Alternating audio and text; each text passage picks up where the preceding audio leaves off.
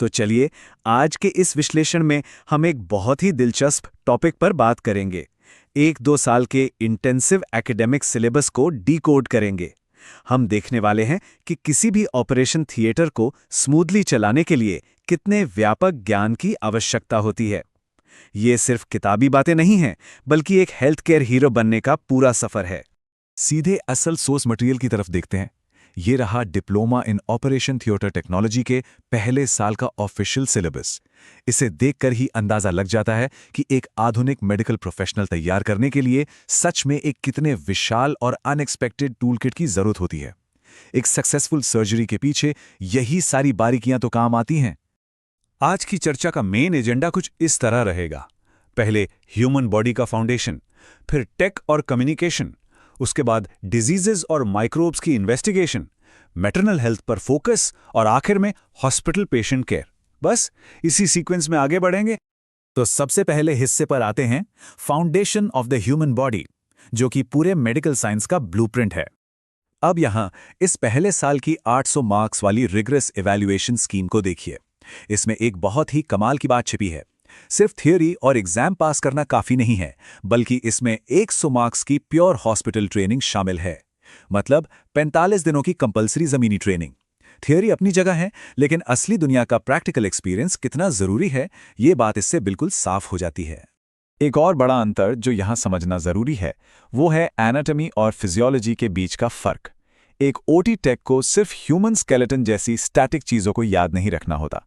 उन्हें फिजियोलॉजी यानी cell transport कैसे काम करता है और बॉडी फ्लूइड्स का क्या रोल है, इसकी भी गहरी समझ होनी चाहिए। खासतौर पर सर्जरी के वक्त रक्त वास्तव में कैसे क्लॉट होता है, ये डायनामिक प्रोसेस जानना बिल्कुल लाइफ सेविंग होता है।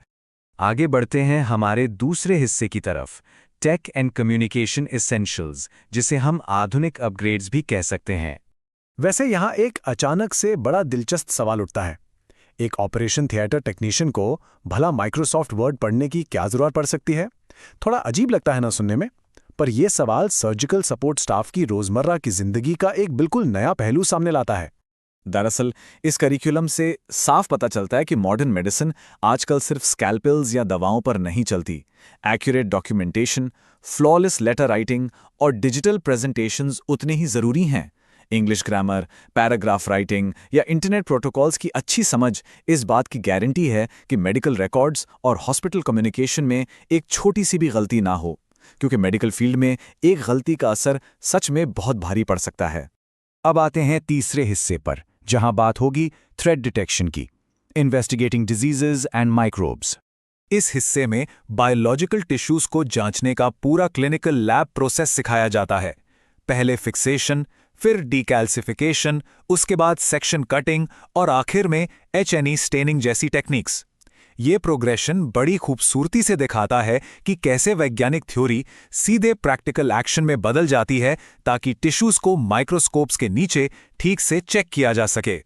और इसके अलावा सिलेबस में इन high stakes practical blood bank skills पर बड़ा जोर दिया गया है। सोचिए, सर्जरी चल रही है और अचानक भारी रक्तस्राव यानी हैवी ब्लीडिंग शुरू हो जाए। ऐसे में ABO ग्रुपिंग, RH टाइपिंग और क्रॉस मैचिंग जैसे टेस्ट तुरंत और बिल्कुल परफेक्टली होने चाहिए।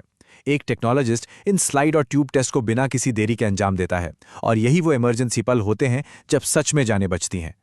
अगर इन माइक्रोस्कोपिक खतरों को देखा जाए तो पता चलता है कि एक टेक्नोलॉजिस्ट को कितने विशाल पैमाने पर खतरनाक पैथोजन से निपटने की ट्रेनिंग मिलती है। एक तरफ स्टैफिलोकोकस और स्ट्रेप्टोकोकस जैसे बैक्टीरिया हैं, तो दूसरी तरफ हर्पीज वायरस, हेपेटाइटिस और मलेरिया फैलाने वाले पैरासाइट्स।